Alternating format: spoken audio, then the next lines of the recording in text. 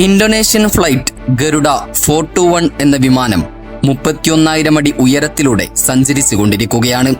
പെട്ടെന്നാണ് വിമാനത്തെ മുഴുവൻ പിടിച്ചുകുലുക്കിക്കൊണ്ട് ഒരു ഇടിമിന്നലിൽ അകപ്പെട്ട് വിമാനത്തിന്റെ 2 എഞ്ചിനുകളും പ്രവർത്തനരഹിതമാകുന്നത്. എഞ്ചിൻ തകർന്ന വിമാനത്തിലെ 60 മനുഷ്യജീവനുകളെ രക്ഷപ്പെടുത്താൻ ക്യാപ്റ്റൻ കണ്ട ഏക വഴി താഴെ ഒഴുകിക്കൊണ്ടിരിക്കുന്ന ഒരു നദിയായിരുന്നു. പിന്നെ നടന്നത് വൈമാനിക ചരിത്രത്തിലെ ആരും മറക്കാത്ത ഒരു അധ്യായമായിരുന്നു.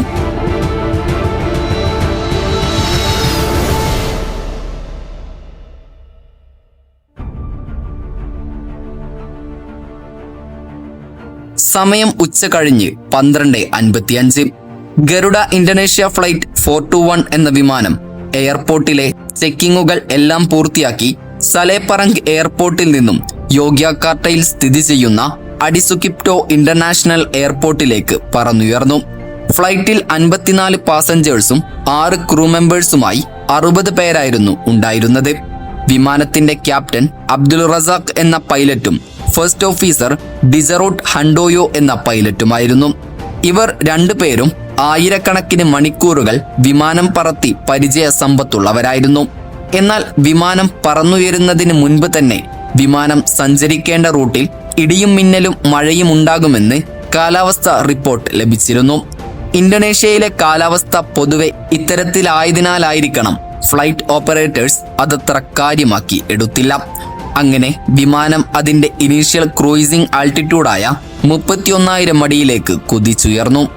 ഏകദേശം 1 മണിക്കൂർ 40 മിനിറ്റിനുള്ളിൽ യോഗ്യകാർട്ടയിലേക്ക് എത്തിച്ചേരേണ്ട യാത്രയായിരുന്നു അത്. ആദ്യത്തെ മണിക്കൂറിലെ അവസാന നിമിഷം വരെ എല്ലാം സാധാരണ ഗതിയിലായിരുന്നു പോയിക്കൊണ്ടിരുന്നത്. പക്ഷേ അതിനുശേഷം സംഭവിച്ചത് മറ്റൊന്നായിരുന്നു. ഇപ്പോൾ സമയം ഏകദേശം 1:45. മുൻപേ തന്നെ കാലാവസ്ഥ മോശമാണെന്ന റിപ്പോർട്ട് ലഭിച്ചിരുന്നുവെങ്കിലും അവരെ കാത്തിരുന്നത് അതിഭയാനകമായ ഇടിയും മിന്നലും മഴയുമായിരുന്നു. എങ്കിലും വിമാനം നിശ്ചയിച്ച റൂട്ടിൽ തന്നെ ഓപ്പറേറ്റ് ചെയ്യാനായിരുന്നു ക്യാപ്റ്റന്റെ തീരുമാനം. അങ്ങനെ വിമാനം യോഗ്യകാർട്ടയുടെ ഭാഗത്തേക്ക് എത്തിയപ്പോഴേക്കും കാലാവസ്ഥ വളരെയധികം മോശമാവുകയായിരുന്നു.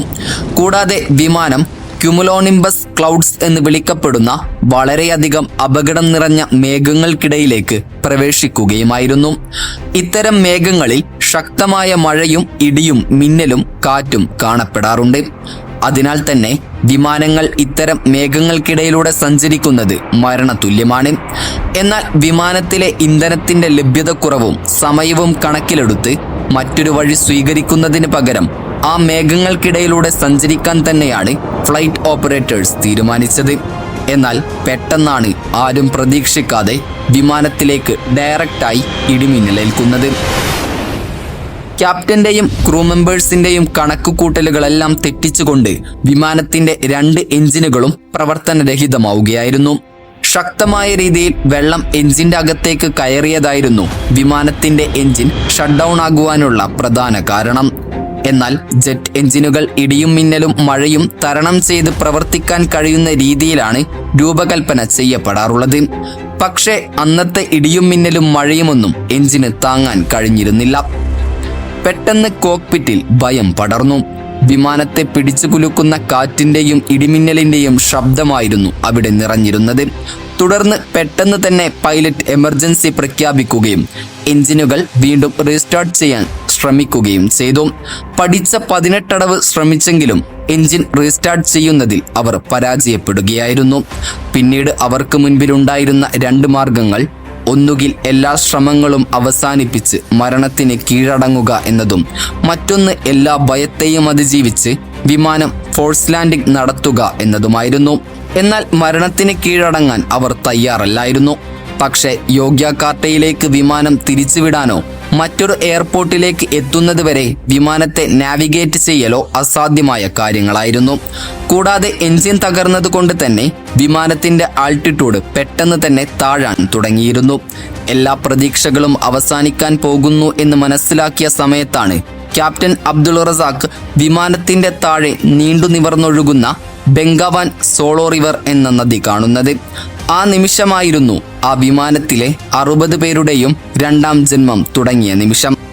എന്നാൽ ഒരു റൺവേയിൽ വിമാനം ഇടിച്ചിറക്കുന്നതിനേക്കാൾ അപകടം നിറഞ്ഞതാണ് വാട്ടർ സർഫസിൽ വിമാനം ഇടിച്ചിറക്കുക എന്നുള്ളത്, അതും ഒരു എഞ്ചിന്റെയും സപ്പോർട്ടില്ലാതെ. പക്ഷേ ക്യാപ്റ്റൻ എല്ലാ വെല്ലുവിളികളെയും എതിർത്തുകൊണ്ട് ആ നദിയിലേക്ക് വിമാനം ഇടിച്ചിറക്കാൻ തന്നെ തീരുമാനിക്കുകയായിരുന്നു.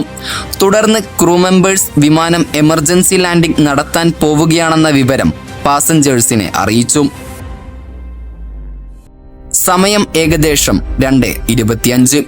എല്ലാ പരിചയസമ്പത്തും ധൈര്യവും ആർജിച്ചുകൊണ്ട് പൈലറ്റ് എഞ്ചിനുകളുടെ സഹായമില്ലാതെ വിമാനത്തെ ഗ്ലൈഡ് ചെയ്തുകൊണ്ട് ബെങ്കാവാൻ സോളോ റിവറിലേക്ക് ലാൻഡ് ചെയ്യാൻ ശ്രമിച്ചു. പക്ഷേ വിമാനം വളരെ ഹാർഡായാണ് നദിയിൽ പതിച്ചത്. എങ്കിലും വലിയ തരത്തിലുള്ള ഡാമേജ് ഇല്ലാതെ തന്നെ വിമാനം ലാൻഡ് ചെയ്യാൻ ക്യാപ്റ്റനെ കൊണ്ട് സാധിച്ചിരുന്നു. വിമാനത്തിലെ ഫ്യൂസലേജിനും വലിയ തരത്തിലുള്ള കേടുപാടുകൾ സംഭവിച്ചിരുന്നില്ല. ഫ്യൂസലേജിന് വല്ലതും സംഭവിച്ചിരുന്നുവെങ്കിൽ അത് പാസഞ്ചേഴ്സിന്റെ ജീവന് തന്നെ ഭീഷണിയായി മാറുമായിരുന്നു.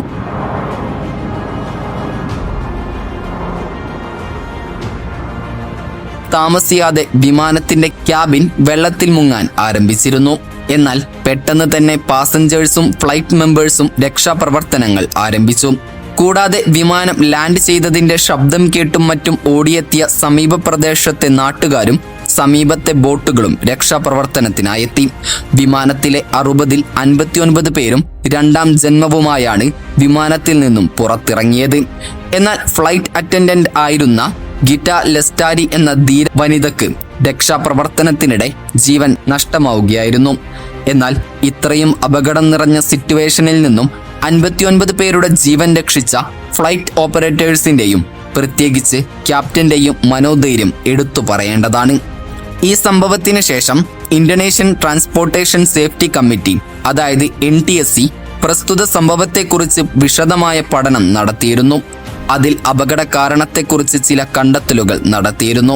പ്രധാന കാരണം കാലാവസ്ഥ തന്നെയായിരുന്നു. ശക്തമായ മഴയും കാറ്റും കാരണം വിമാനത്തിന്റെ എഞ്ചിന്റെ അകത്തേക്ക് നല്ല രീതിയിൽ വെള്ളം കയറിയിരുന്നു. കൂടാതെ ശക്തമായ കാറ്റ് എഞ്ചിൻ റീസ്റ്റാർട്ട് ചെയ്യാൻ സാധിക്കാത്തതിന് ഒരു കാരണമായിരുന്നു. രണ്ടാമത്തെ കാരണം വിമാനത്തിന്റെ ഡിസൈൻ ലിമിറ്റേഷനുകളായിരുന്നു. അതായത് പ്രസ്തുത വിമാനമായ ബോയിങ് 737-300ന്റെ എഞ്ചിൻ ഇത്തരത്തിലുള്ള ശക്തമായ കാലാവസ്ഥയെയും മഴയെയും സർവൈവ് ചെയ്യാൻ മാത്രം പൂർണ്ണമായി രൂപകൽപ്പന ചെയ്തവയല്ലായിരുന്നു. ഇതിനെല്ലാം പുറമെ NTSC ക്യാപ്റ്റന്റെയും ക്രൂ മെമ്പേഴ്സിന്റെയും സമയോചിതമായ ഇടപെടലിനെ അഭിനന്ദിക്കുകയും ചെയ്തിരുന്നു. ഈ ഗരുഡ ഫ്ലൈറ്റ് 421ന്റെ എമർജൻസി ലാൻഡിങ്ങിന് സമാനമായ ഒരു സംഭവമാണ് ദ മിറാക്കിൾ ഓഫ് ഹഡ്സൺ എന്ന പേരിൽ വൈമാനിക ചരിത്രത്തിൽ അറിയപ്പെടുന്നത്. അപ്പോൾ മറ്റൊരു ഇൻഫോർമേറ്റീവായ വീഡിയോയുമായി വരുന്നത് വരെ ഗുഡ് ബൈ.